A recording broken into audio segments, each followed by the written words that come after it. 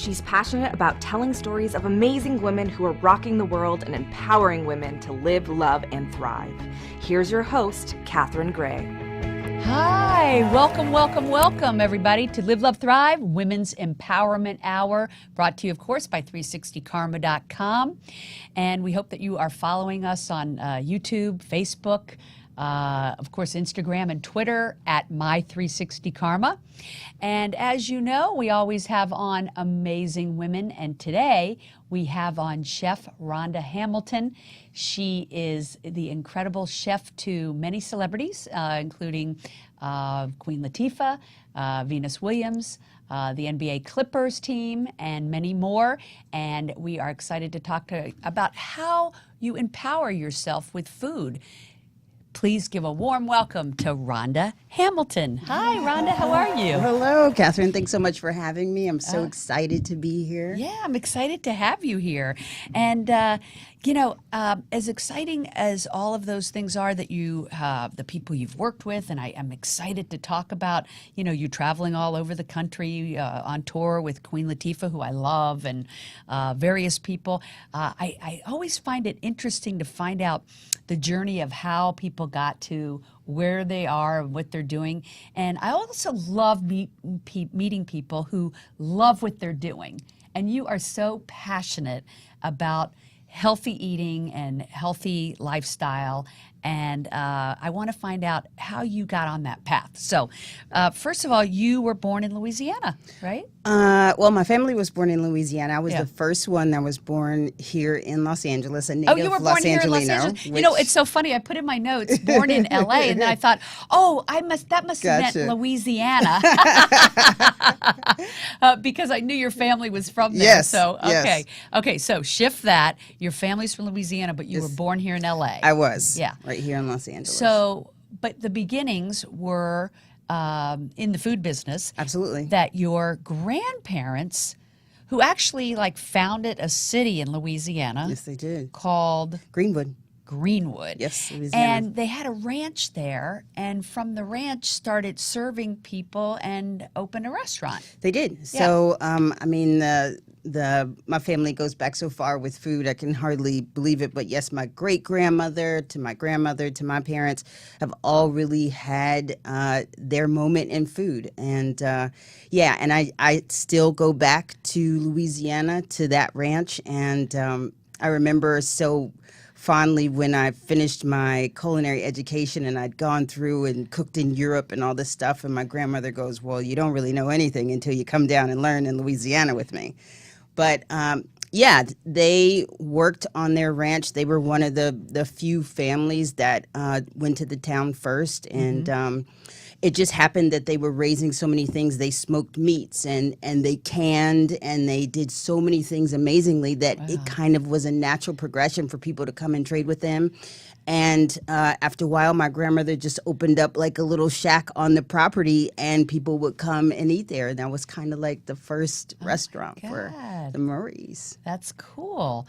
And you were chopping tomatoes at 7 years old, I was. right? That was my very first job. My parents had actually a few lunch trucks. Now, where was that? Was that in Texas? That was here in Los Angeles. Oh, here in Los Angeles. Moved here in Los Angeles. Because I know they were in Texas at some point. They did. They were in Texas. My parents actually were, they met in high school. Oh. And they married in the 11th grade in Texas. You're kidding. And they're still married. They have awesome. 53 years. Oh my gosh. And you said they're still so happy They are. and loving and They are. They just have the best time with one another. As a matter of fact, they just went on a road trip around the United States together. Oh my God, that's a dream of mine. How awesome. Yeah, they had a great time. How did they do it? Did they get a camper or did they just stop in each city? Or? So they flew to New York and then rented a car and drove all the way back. And I went to see my brother in Michigan and just went to different towns. And they really just winged it. I mean, there were moments where my brothers and sisters and I were having a fit because we didn't know where they were because they just found some new town and didn't call us till the morning. But it was They sound really like wonderful. they're still like teenagers in love. Oh, they have. They are so adventurous and so much fun. And when I stay at their house, I call it the frat house because they stay up late and get ice cream at 1 a.m. Oh my God, they sound like a blast. Oh, they are so much fun. They're so much fun. That's so cool. Yeah. What great role models, huh? Yeah, I really And enjoy how many my sisters parents. and brothers do you have? I have one brother and one sister, Uh-huh. both entrepreneurs also. Are either of them in the food business? They're not. I mean, when we were kids, I think, we all had to do it. And I Yeah. think I was the only one that chose it for myself. Right. But they are really great cooks and, they do really well for themselves Right. with food too. I love eating at each of their homes. Yeah.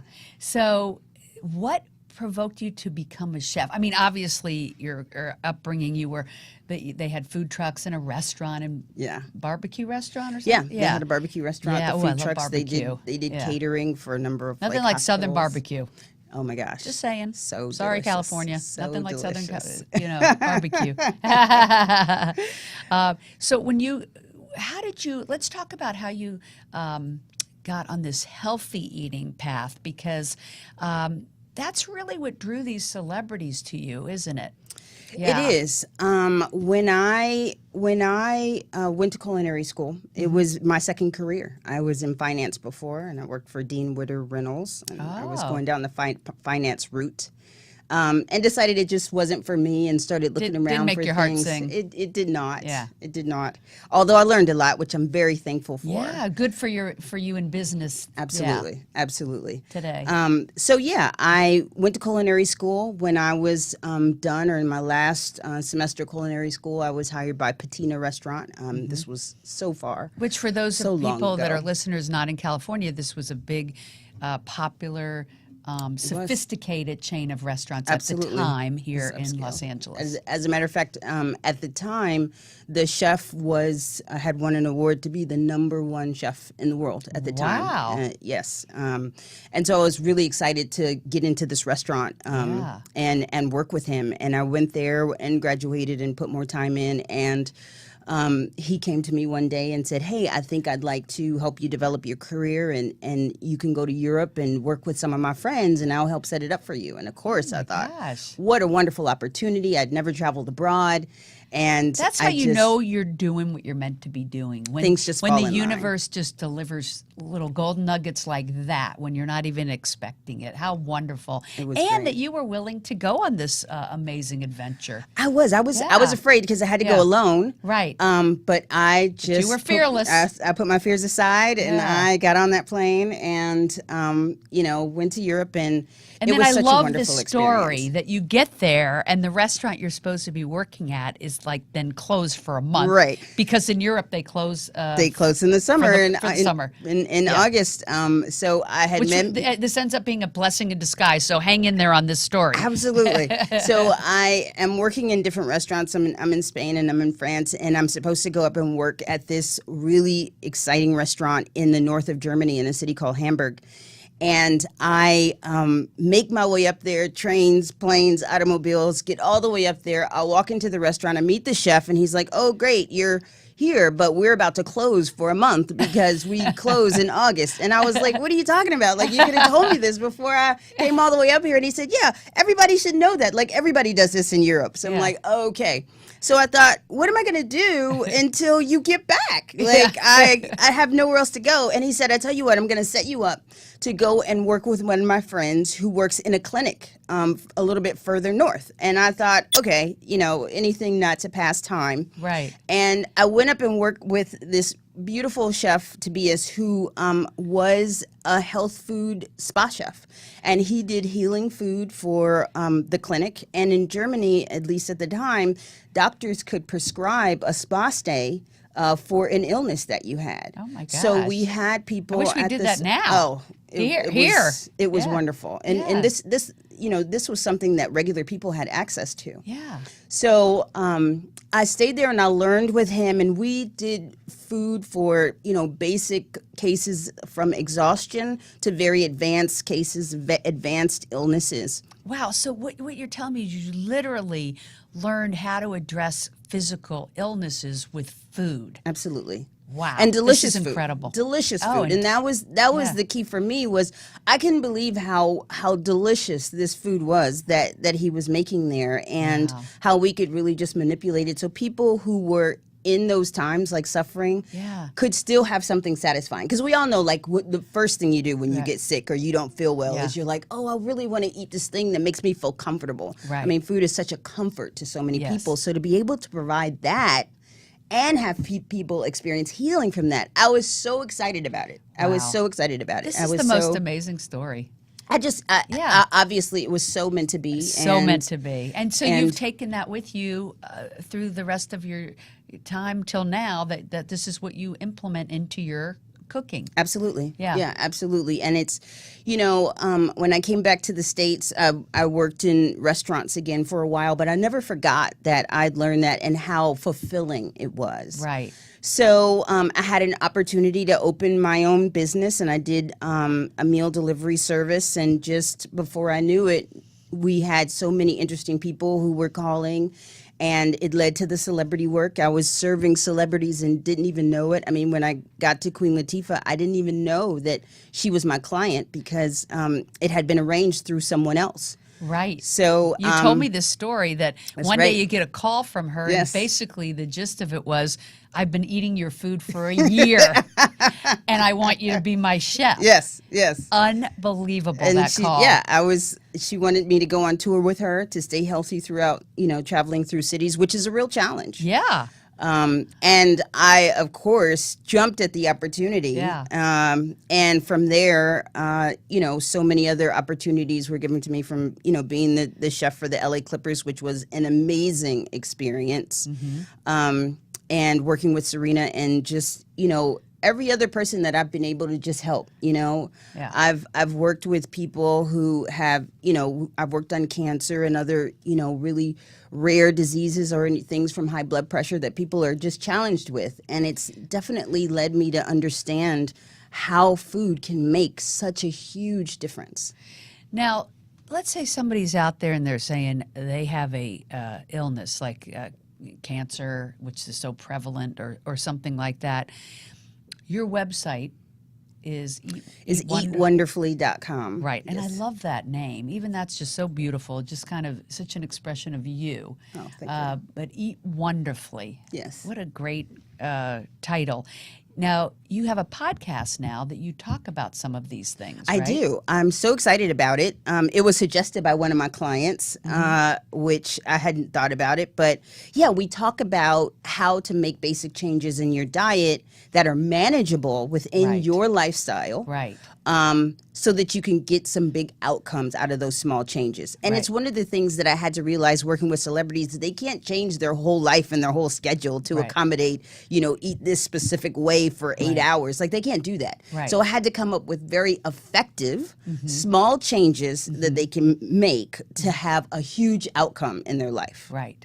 So I love what you just said. Small changes for a huge Yes. outcome. That's key. And I think that sounds palatable to people. Oh, I can make small changes Yes. and have a big outcome. That's really cool. Yeah. And you've had so much experience with this, and it is something that I think people are becoming more and more cognizant of. I think they've always been pretty cognizant of it here in Los Angeles. Right. And being people in the entertainment industry, really have to watch what they eat and have a good figure and everything. But people around the country, I think everywhere, are starting to think more about how do they maintain a healthy lifestyle that's manageable.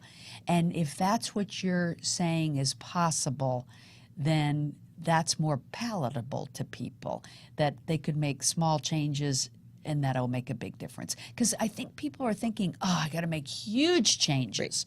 But it's nice to know it's small changes. And I think you start small also. Yeah. You know, Yeah. you start with where you can. Right. And you can grow from there. And, you know, health is one of those things. You can always be healthier. You know, you could go as far as you want to go. Yeah. But most people just want to do things like, you know, get off of the medication that they're taking. You know, high blood pressure medication or diabetes medication. They just want to make those changes. They want to be around for their children and be able to play with them. Right. Like, those are the simple goals that most people have. And to feel your optimum in the time that you do have here. Absolutely. You know, not just to be here, but to be here feeling really great and rocking it. Absolutely. Yeah. You want to maximize the time, maximize the way you feel. And, you know, it's really pertinent because I think a lot of people don't recognize how expensive it is to be unhealthy.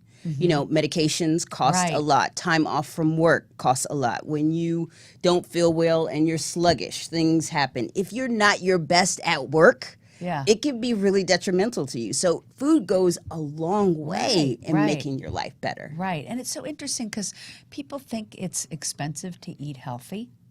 And what you're saying really is it might appear that way, but actually spending that little extra to eat healthier in the long run saves you a lot of money. Oh, it does. On health, time, quality of life, all of that. So if there was a takeaway for my audience today, it's that what would be your like simple, I know it can get complicated. You have to talk to each person about their specific needs and wants and stuff.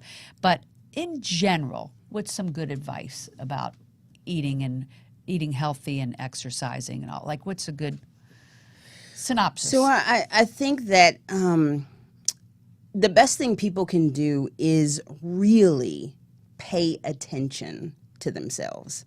I think we get so busy that we may not really pay attention to what we grab to eat, you know, and how it makes us feel, and how it makes us feel.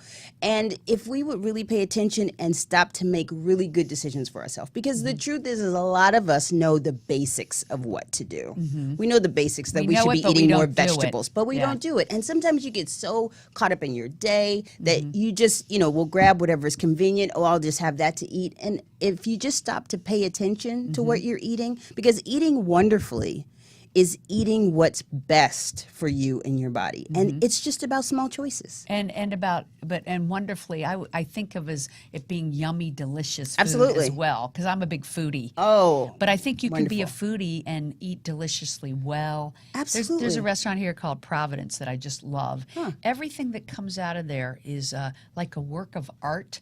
And each thing is healthy, but like a big burst of flavor. And I just think, you know, this is the way people can eat. They can, and it doesn't take a lot of time. You know, so many people think that you have to spend tons of time in the kitchen in order to come out with some. Oh my gosh, there's some simple techniques that I can share, and I share some on my podcast where you can have amazing food, and it takes you 15 minutes. It's just a different way of preparing something, and it's easy. I mean, at the end of the day, you know, I'm a huge proponent of baking and boiling your food anyway, and those things are. You know, you could do other things while they're boiling and baking. What's maybe a success story? Because I know you coach people on eating. I do. So you're a chef, but you're also a health coach, which is an interesting combination. I rarely see that, you know, that combination of the two. So, you know, if somebody wants to really have good food and have a healthy lifestyle, you're a great person to contact about that and consult about that.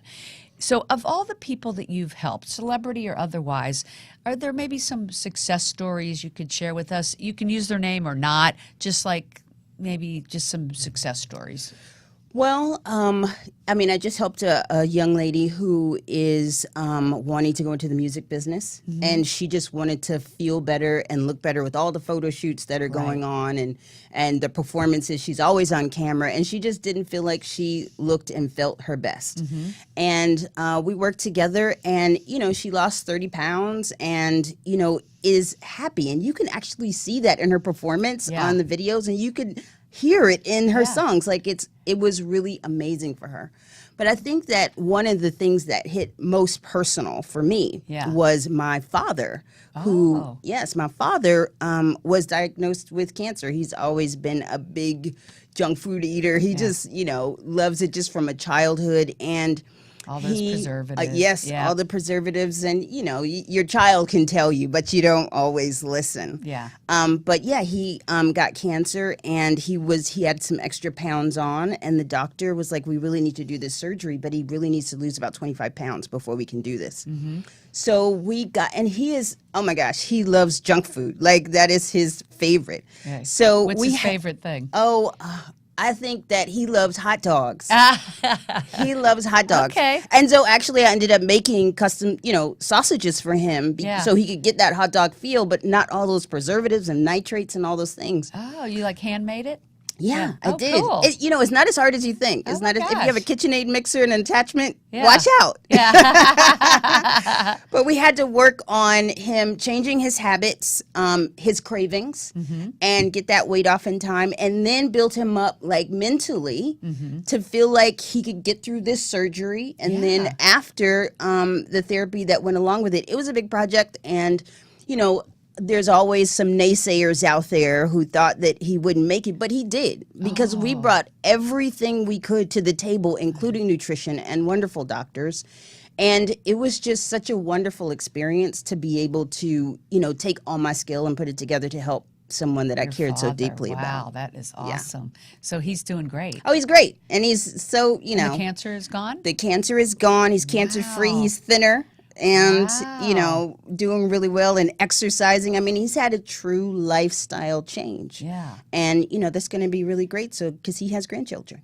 So I love that. Yes. I love that. Everybody needs to be thinking about, you know, future. Absolutely. So what we do today definitely impacts tomorrow. And, you know, so many baby boomers like myself out there, you know, we don't want to just live longer. We want to live healthier. Yes, live and well. Happier, live well, right? Yes. So if somebody was at home and thinking they want to change their lifestyle or their eating habits, where would they begin? I think they definitely begin at the supermarket. You know, there has been so much research that is so clear, and I actually did a podcast about this, about the ratio of fruits and vegetables that you eat and a positive outlook on your life. And the positive outlook leads you to do things like exercise, stick with your diet. But literally, if you were a couch potato, let's just say, and you threw out the chips and you switched it out for carrot sticks and cucumber or something else, you know, hummus or something like that, and just increased the vegetables in your diet, you would find yourself, this is really crazy, but you would find yourself wanting to get up and go exercise. Really? Because of the chemical reaction that goes on in your brain, starts to give you so much energy and changes your outlook so that you actually want to get up and do more. Right. I had a friend who was in this nutrition area, and they said, you know, when you cut out the carbs and stuff, you cut out the fog in your mind. Absolutely. And you start thinking clearer and having more energy. And, you know, and people, this is a carb addicted society. Oh, absolutely. For sure. But it is. Just that one little action goes a long way. Do you believe people should eat some carbs, no carbs? Oh, I think you should eat everything under the In rainbow balance. As long as it's natural. Absolutely. I don't think Even you have bread? to give. You don't. Can we eat bread? You can eat bread, but I would prefer you have it fresh baked. Yeah, fresh baked. Okay.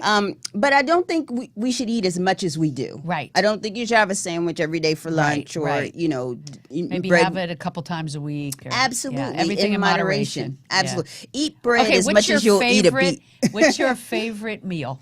My favorite meal? Oh, you know, I mean, at the end of the day, I'm a Southern girl. So I, you know, really, really love, my mother does this braised kale. Yeah. And it seems like a simple dish, but she does this braised kale that has smoked turkey in it.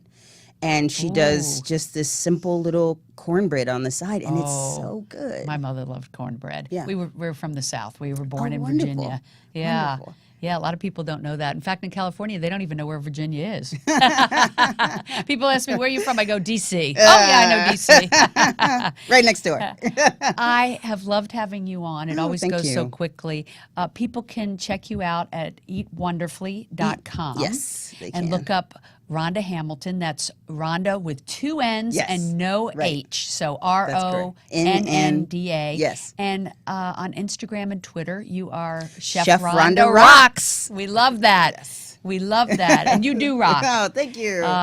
So I hope people follow you. Thank you for being on. I wish you were my chef every day. Well, I wish I could have you move in and cook for me and Deborah, because we don't cook at all. We're terrible. We got to change that. Yeah, we got to change that. So maybe we'll learn from you. Yes. Thanks for being on, and thank you all for tuning in. We will be back next week, of course, with other amazing women, as we always do, and we hope you'll visit us at 360karma.com. Create your fate, make it a great day. Hugs and happiness.